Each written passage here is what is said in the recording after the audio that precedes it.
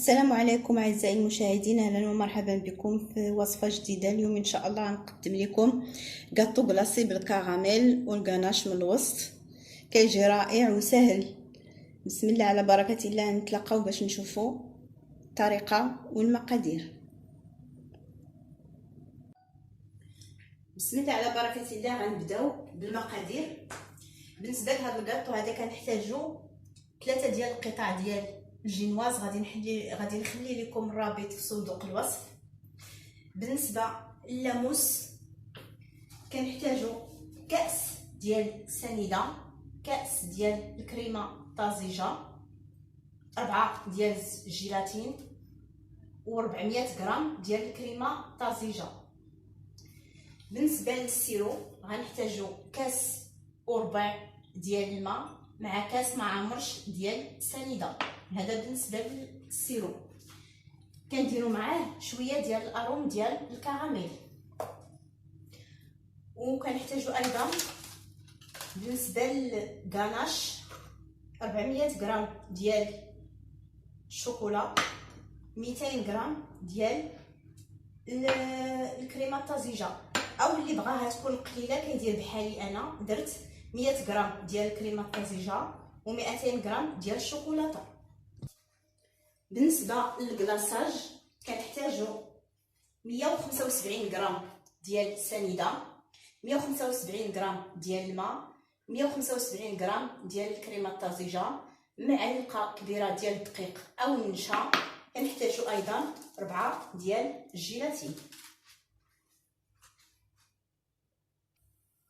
اول حاجه كنديرو السكر الخشن حتى كيذوب لينا مزيان. فقط كنخليوه ما كنحركوهش بحتى شي حاجه حتى كيبدا لينا كيذوب من الجناب، وكنحركوه بهذه الطريقه هذه حتى كيذوب لينا كليا. عاد كنضيفو الكاس ديال الكريمه. بعد ما ذاب لينا الكراميل كنضيفو الكريمه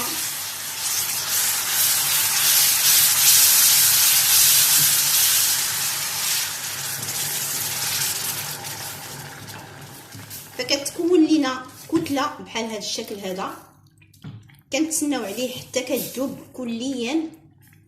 عاده كنضيفو الجيلاتين اللي فايت لينا ذوبناه رطبناه في شويه ديال الماء. كنتسناو على السكر حتى كيذوب تماما، ونتلاقاو باش نشوفوا التتمه. بعد ما كيذوب لينا كاع داك السكر كنضيفوا الجيلاتين، كنحركو مزيان.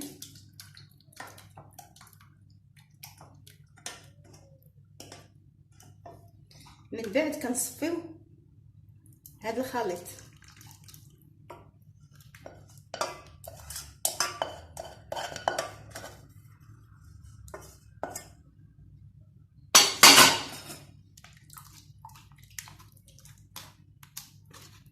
ثم كنخليوه حتى كيبرد تماما.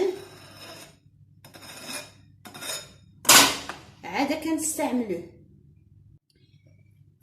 بالنسبه للسيرو كنديرو كاس وربع ديال الماء مع نصف مع كاس ما عمرش ديال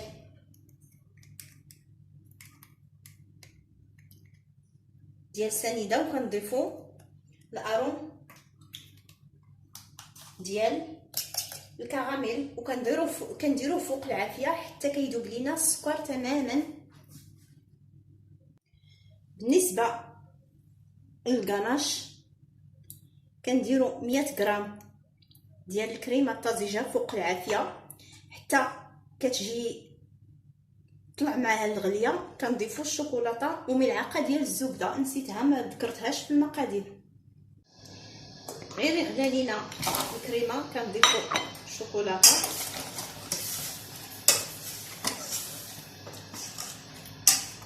والزبده وكنخلطو مزيان. هكا كنحصلوا على غناش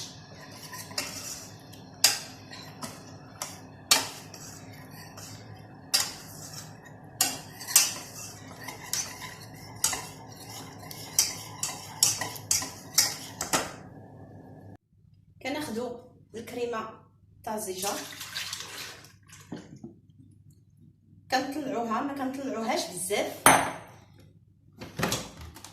ما كتوليش شونتيي، فقط دوي مونتي كتجي تطلع تشد راسها صافي. كنطفيو عليها.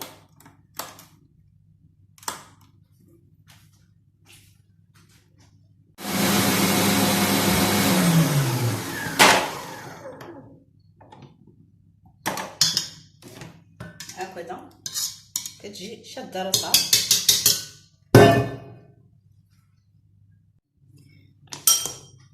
كناخدو الخليط ديال الكراميل، كنضيفوه على الكريمه،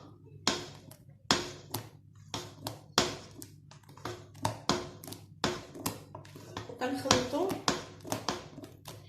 مزيان حتى كتنسجم لينا الكريمه مع الكراميل.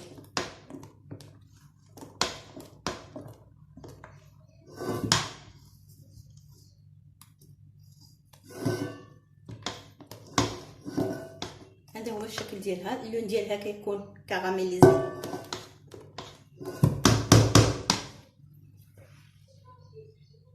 كناخدو القطعه الاولى ديال الجينواز، كنسقيوها مزيان بالسيرو ديال الكراميل،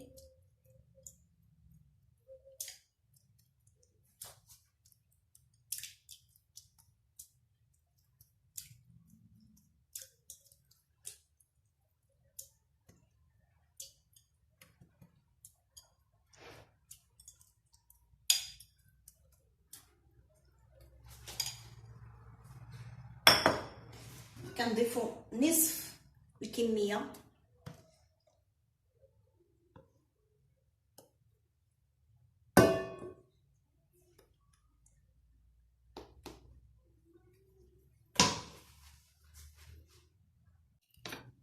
بعد ما كنقادوها مزيان.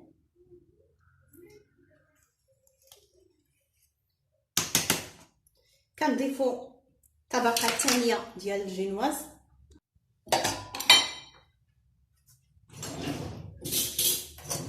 ثم كنضيفو الكناش،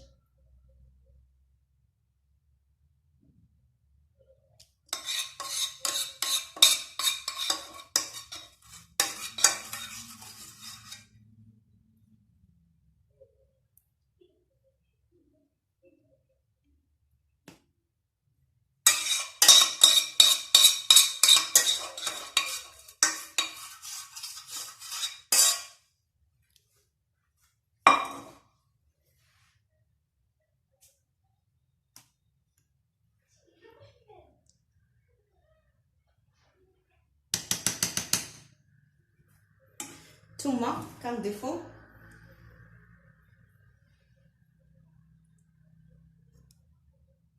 طبقه ثانيه ديال الجينواز. من بعد كنضيفو ما تبقى من الكريمه، كنسويو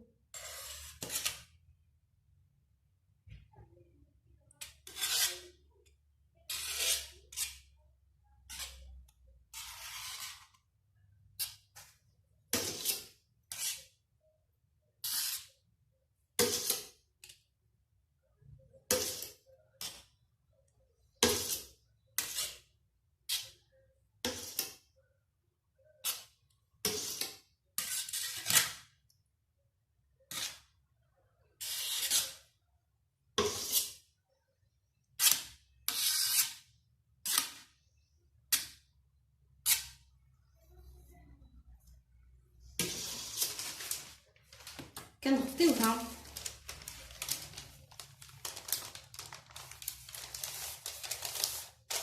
على هذا الشكل هذا، وكندخلوها للمجمد لمده ليله كامله. اما بالنسبه للكلاصاج فنفس الطريقه اللي درنا للسكر في في لاموس كنديروه في الكلاصاج، كنديرو 175 غرام ديال السنيده فوق النار حتى كتذوب لينا كليا. عاد كنضيفو الماء والكريمه. كناخدو شويه ديال الماء من داك الماء اللي عبرنا، كندوبو فيه داك الطحين او النشا ديالنا.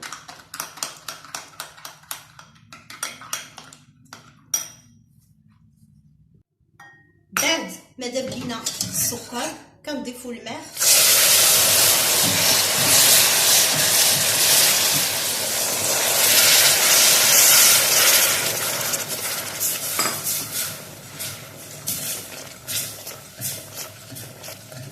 وكنتسناو على هذا السكر هذا حتى كيذوب تماما.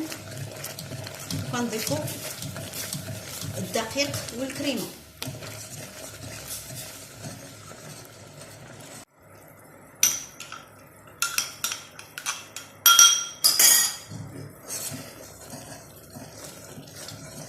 كنضيفو الدقيق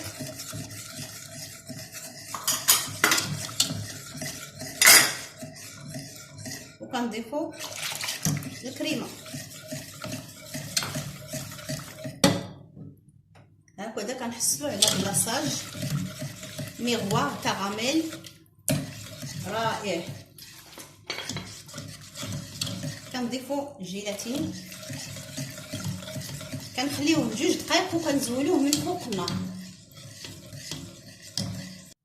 بعد ما صيبنا الكلاصاج ديالنا كنصفيوه باش ما يكونوش لينا فيه دوك الحبيبات. كنخليوه حتى كيوصل درجه الحراره 37 درجه. عاد كنخرجوا الحلوه ديالنا من المجمد وكنديروا الكلاصاج ونتلاقاو باش نديروا الديكوراسيون ديال الكاطو ديالنا. بعد ما قضات لينا الكاطو ديالنا ساعه ليله كامله في المجمد، كنديروا الكلاصاج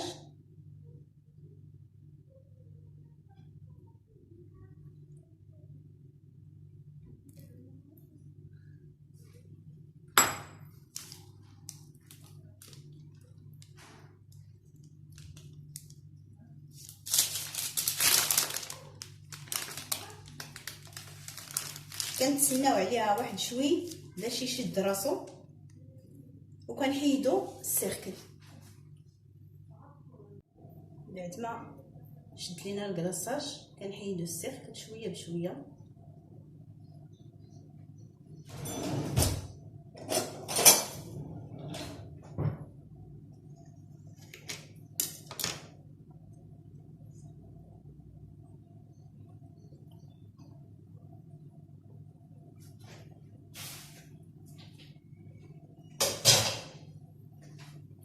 كنزوقو بقلوبه اللي صيبتهم من الشوكولات على هذا الشكل هذا.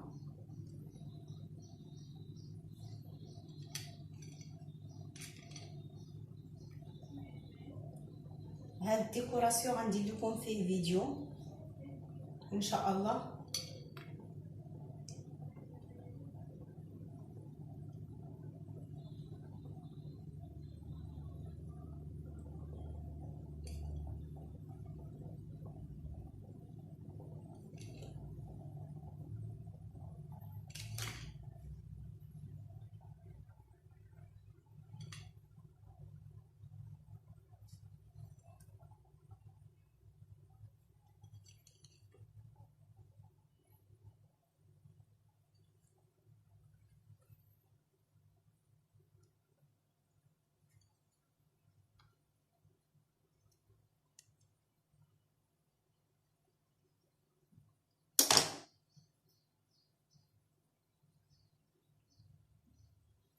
هذا هو الشكل النهائي ديال الكاطو ديالنا. كنتمنى يعجبكم وتجربوه في ديوركم وديروا لايك واشتراك في القناه باش يوصلكم كل جديد، والى فيديو قادم ان شاء الله.